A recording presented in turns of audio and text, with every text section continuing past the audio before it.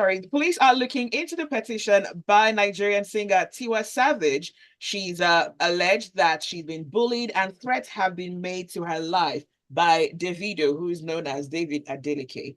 And the police spokesperson in Lagos says that they've received the petition. This petition made the rounds all over social media, and an investigation has officially started. I'm not sure. I'm sure everybody understands that Tiwa wouldn't just dream up this kind of accusation. So I think there is fire in this smoke. We are seeing the smoke, but I'm sure there is something that's underlying fire somewhere. So she says he threatened her because she shared a photo featuring her and his baby mama. Yes, exactly. Yes, Sophia Mamodu. Who, by the way, everybody should remember was also the person in the center of that line, that famous line from Osinachi. No, actually, it was in the baddest, but it was in a different song, actually. The one about Delena, my boy. Oh, right. That was about our uncle, you know. So anyway, the point is, yes, that there's a lot of tension between these two people, even if they do share a child. And now, of course, it is Tiwa who is the. So just a quick backstory from what the sources are telling the Grapevine. Davido has issues with his former partner, the mother of his child. He says that she's keeping the child away from him. Tiwa Savage and Sophia, who's the mother of the child, have a very good relationship. Both children, Tiwa's son and Davido's daughter, are very close. In fact, there are a lot of videos of them on social media. And Davido is alleging that Tiwa has not stepped in to, sort of mediate this allegation of Sophia keeping the child away from him. And he says maybe she's even encouraged him. Now, Tiwa is saying that he's made threats against her.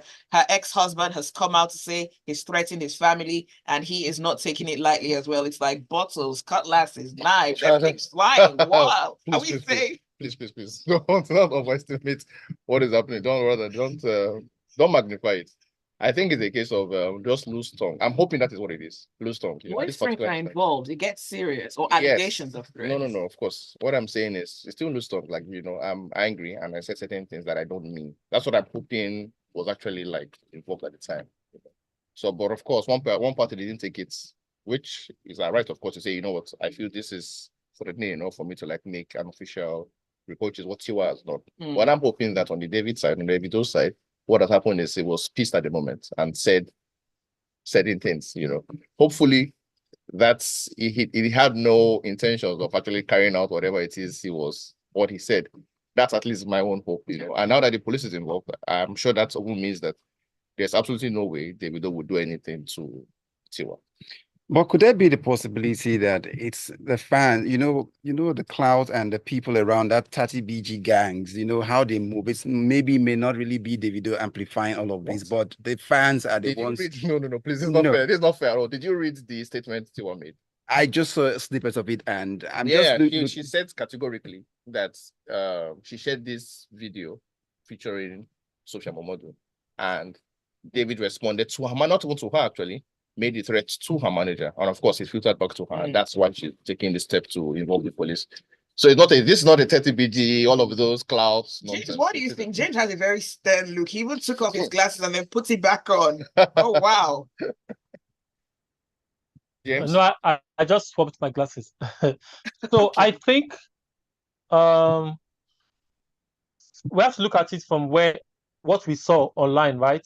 Of course, for many of us, we saw it from when CBU started throwing the responses to the seemingly activities that we did not see. And so later when we saw that report, the petition by Tiwa Savage, we now come to understand that David had DM'd her after she had posted something like a video on her Snapchat. DM'd the manager, not her. Now, we don't know if there was any underlying situation between. Yeah, so our manager actually that she spoke to. So we don't know if there was any underlying situation between David and Tiwa Savage. Do you understand? But I know that over the years, somebody from I think 44 or 44 who passed maybe 2 years back or so was very close or was friends with Tiwa. So somehow, some way, they are still in the same circle. Now, apart from the fact that, or in addition to that, we know that Imade, Davido's daughter, and Jamil, Tiwa Savage's son, are very close friends. I don't know if, I mean, they probably attend the same school or something, but they are very, very, I mean, generally they are close, they're family friends. So, but and it's only natural that Tiwa and even the Sophie, that's David's the mother of David's daughter, first daughter, are actually by virtue of the children or just generally, the family thing that we really don't get to see.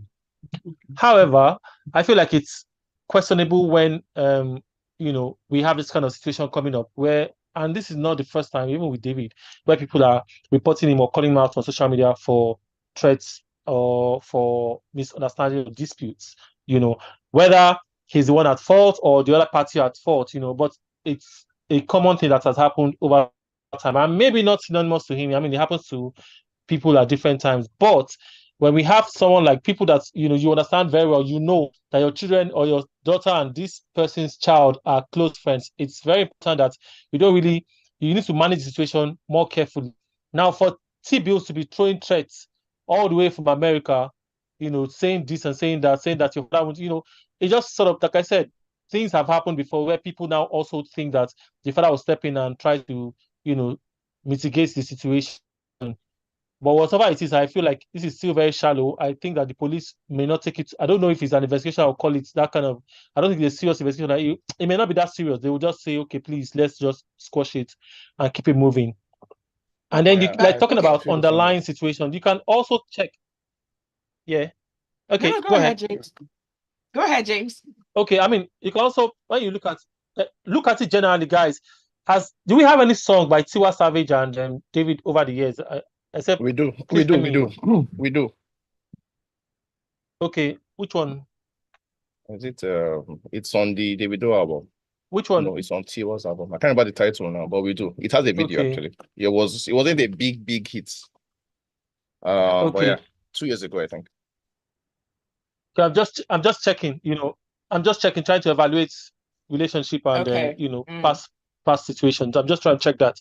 So, but that's just basically saying, that, but they'll be fine. I don't think it should be that serious, But David is quite. I don't want to say petty.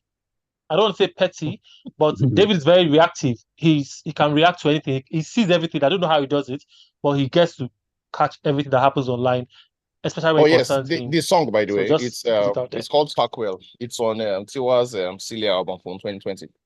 All right, let's look at some of the messages that we have coming through. And this one is from Josh. Thank you.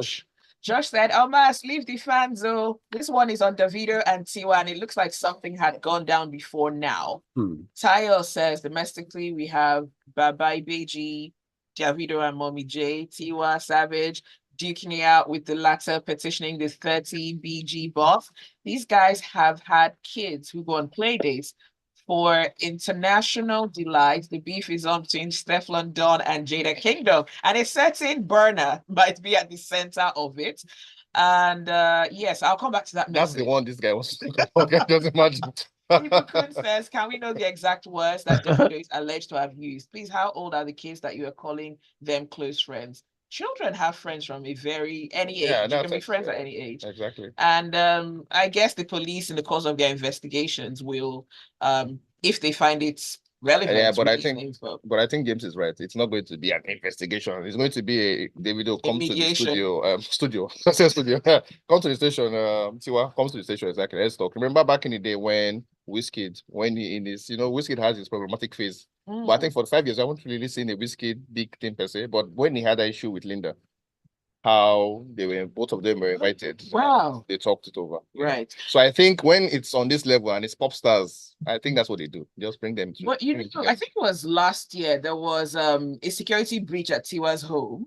There were allegations that her child may have been targeted as some sort of plot, and the police were involved. There was a press statement that was released. So for someone who has been through something similar, and then there is a threat being made to her life, and then the ex-husband is taking this. That's the allegation. No, you're not wrong. Yeah, that's the allegation. So if someone has tried to do something to a person previously that the police were involved, and then a close acquaintance who has a lot of access to this person allegedly makes another threat, I think they should take it very serious. Yes, what I'm saying is that they will but not on the level we expect it to be. Because again, these are people of the same social class. They were friends or they are friends. I'm not quite sure how to describe it now, you know. So I think eventually it's going to be like, okay, come, Yusuf, come. Can we talk about exactly as happened? Is anyone going to sign an undertaking? Because she said, if anything happens to me, Davido should be held responsible. I know that's what I'm sure part of the entire mediation process is going to involve what happens after this. So I doubt very much that there's going to be a need to sign. That's one of the implications of this. Well, the lawyers will decide the implication because don't go about 100 meters wherever you find Tiwa for now, or just avoid each other for now, or probably apologize. But I find all of this interesting because just last week we were talking about Kate Henshaw raising issues that David has a greeting problem. And now only for us to get back on the grapevine. He has a threat problem. Now there's a threat problem. You see, who knows what we are coming back here revolving David. And just when he's been listed for next month, look at what's coming. No, It's not good for the image. Yeah, so I think one of the good things that from this for David is it is not in international media. So I doubt very much that's going to affect his. Is Davido a problem child? At the moment, I think he's in his problem phase. I think there was a time when we didn't get a lot of this stuff from Davido. It was Burna Boy who was the person who was always in the news for all kinds of trouble, you know. But I think David is in his problematic children phase. So I mean, hopefully, of course, we can laugh about this, and it's not like a big chunky problem. Ali's message says it's Tiwa's album. The song it's packed well. That's what he said. The entire Ali sent an earlier message. Oh, Ali's earlier message is something is just unreal about this Tiwa David sudden beef. Because how can you go from being buddies and have featured in songs together to fighting in the DMs over something that both parties could have called each other and talked amicably? Seems almost scripted to me. Could it be because Tiwa is about to release some project and is trying to keep us talking? Can celebrities be real for once? LOL. Okay. Taya says Packwell and Tanana. Songs by Tiwa and Davido. Yeah. Then of course there was the other one, the Woju remix. Had both of them too. Kiss Daniels? Yes, yes. The remix of that song had Tiwa and David. All right. Yeah, first one. Oris goes way back in time. It's our walk. Stay with us. The conversation on the Grapevine continues.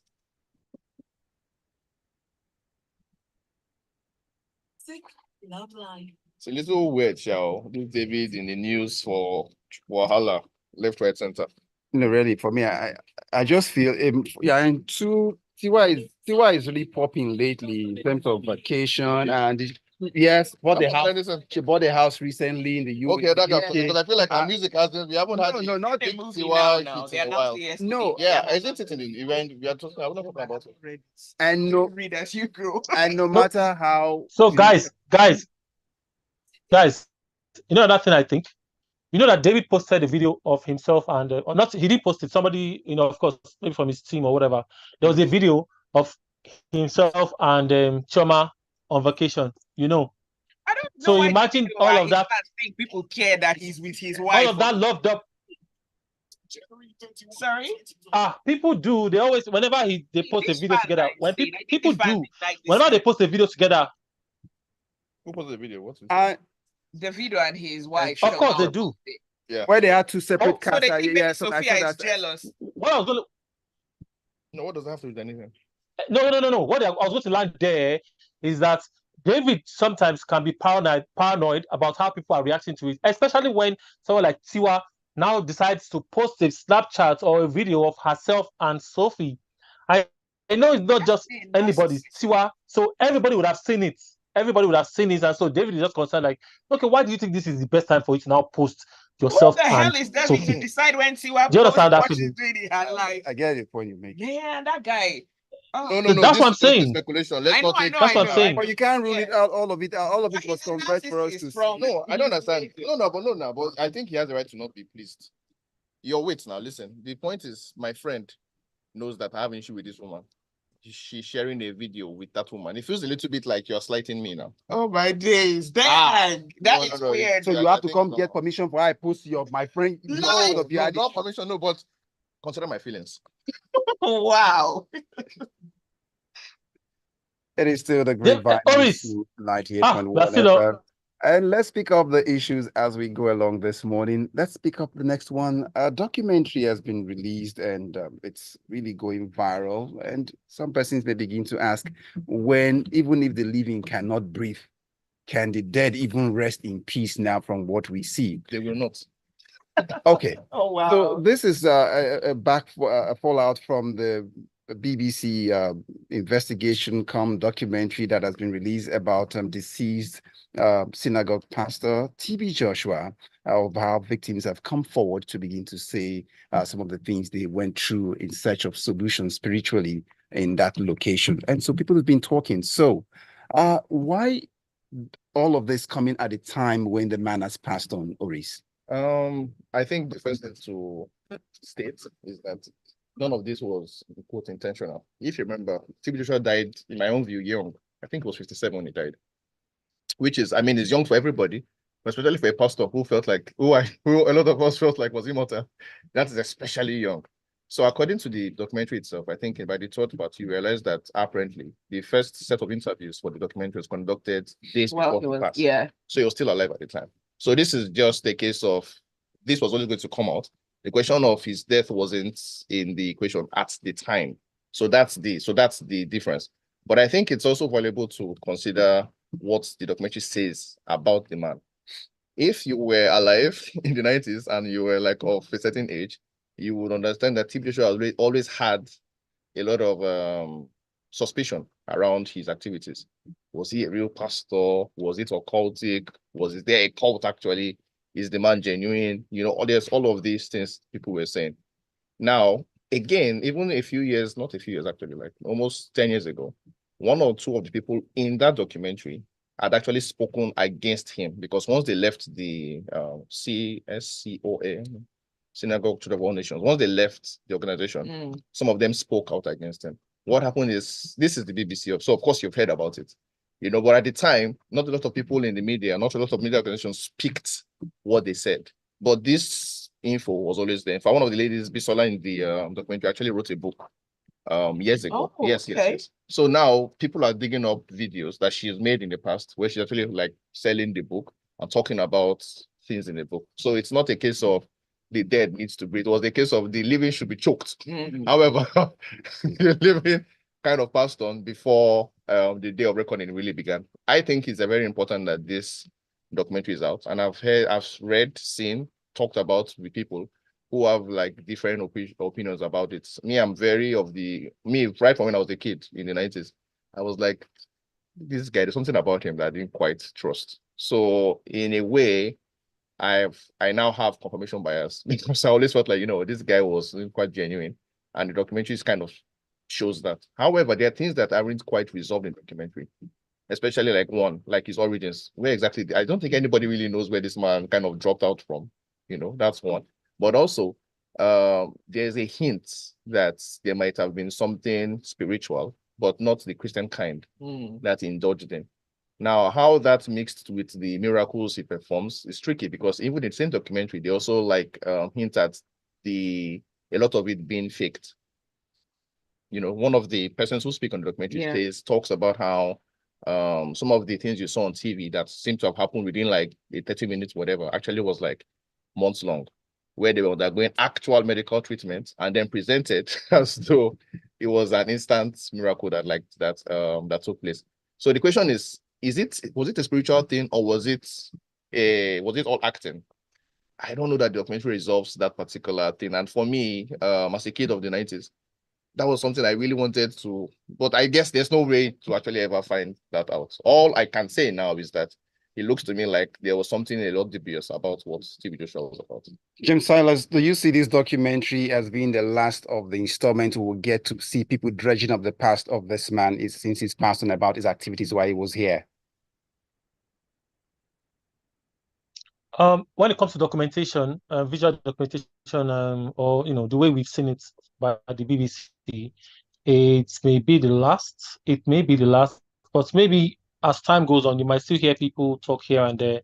You know, people probably other aggrieved people, you know, speak up from here and there.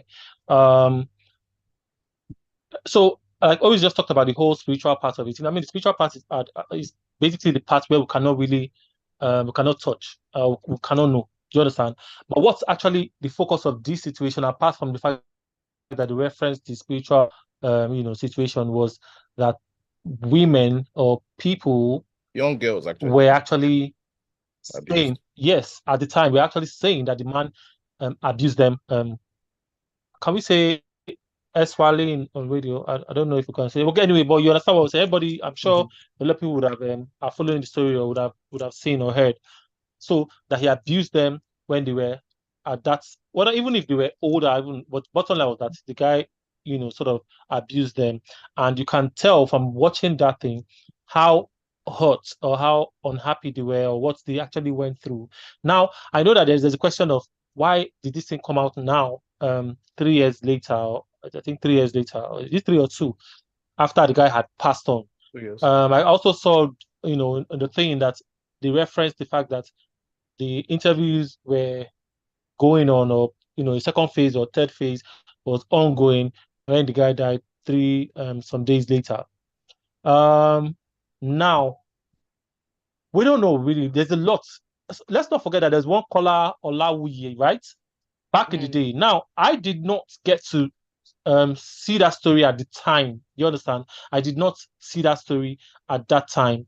However, when this news broke, I started doing my own research as well. I started looking at the various things, and then I also heard when somebody mentioned or somebody wrote that the caller had investigated the late pastor before, and because he wasn't big at the time, even his show Nkombe at that time, as big as it was still big to some circle of people, not even to the elite. It wasn't like mainstream like that. So people still didn't really know. And no, of course, nobody would have listened or accepted.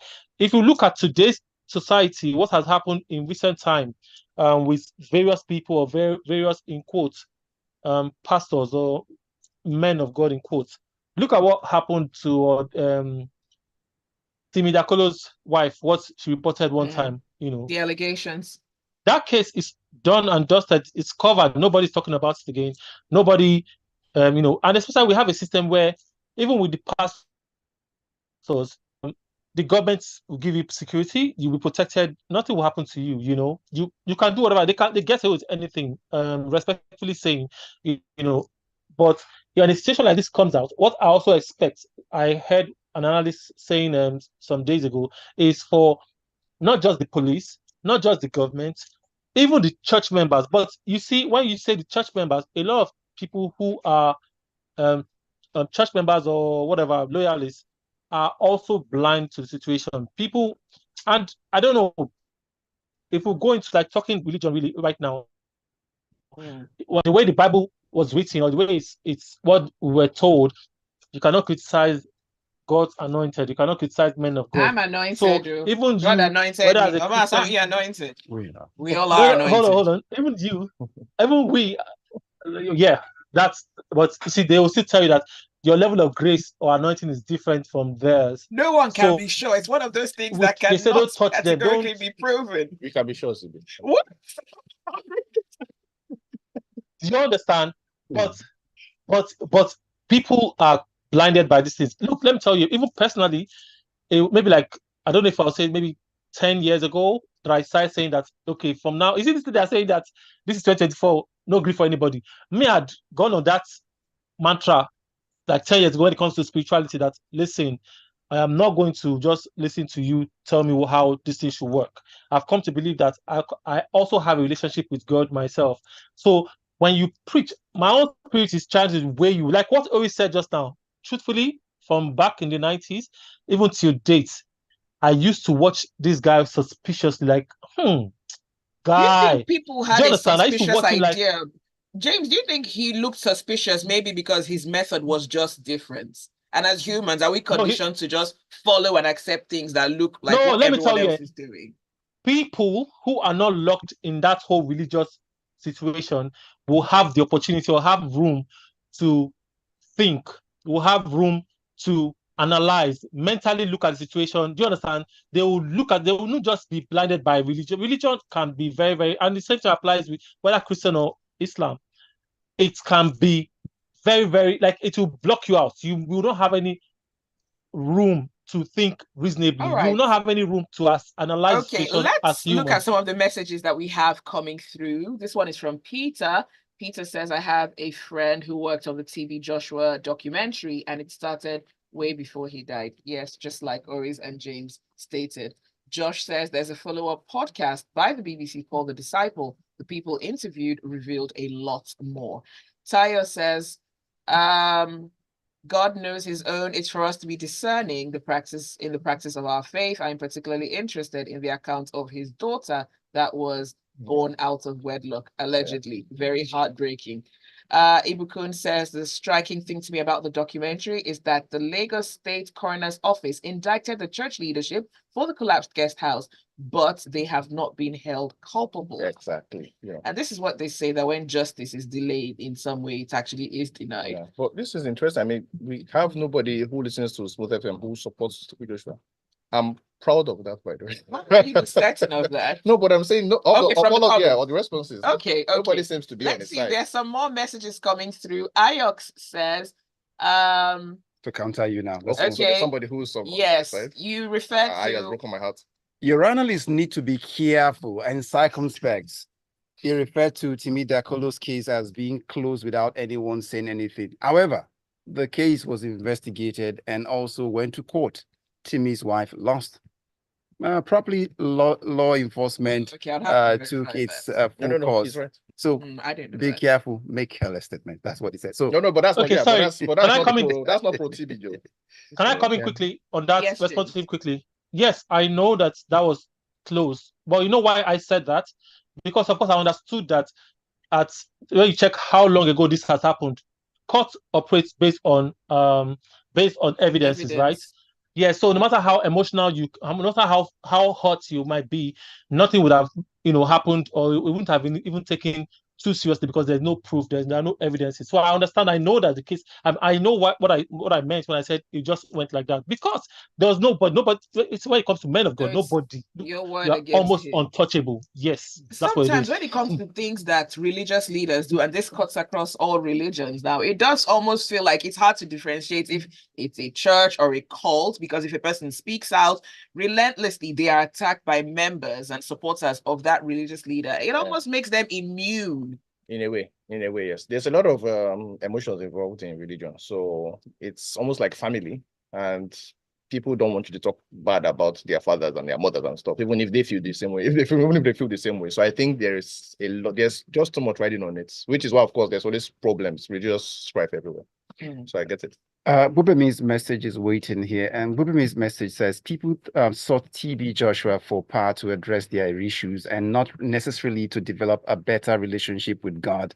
That tells a lot. So a man searching for solution will not even question, just solve the issue. That's a very good point, because I think sometime in the 90s, I think it's the 90s, at least in my own generation, where a lot of the focus of churches started to turn from salvation into something else. There was a prosperity bit also in the 90s. Then of course there was the miracle bit as well. So where a lot of the preachings weren't necessarily about give your life to Christ or like understanding what you needed to do to make heaven. But it was like, you know what, how can you get the best time you possibly can on earth, either via miracle or via prosperity? So yeah, that's a good point. Is it possible that perhaps because people have so many expectations of the government that have not been met, so they kind of take their problems, their issues, and sort of substitute that responsibility to the church? That is true, but that doesn't explain why you also have these incidents of cults outside of the country. There was the guy who in the US who gave his Jonestown. Exactly, who gave his congregation like poison technically, because even in Kenya they're supposed to go to heaven Cyanide. and people just died, So yeah, so some reason religion is just, I don't know, it's a huge drug. Final Guys. message. We just want to read a message.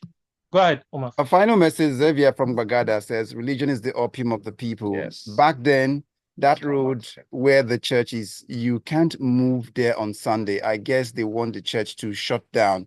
But I doubt, because the pastors of Nigeria are anointed and should not be touched. I used to marvel when I watched him on TV then, but at least let him rest in peace. No, he will no. Xavier, sorry, he will not rest in peace.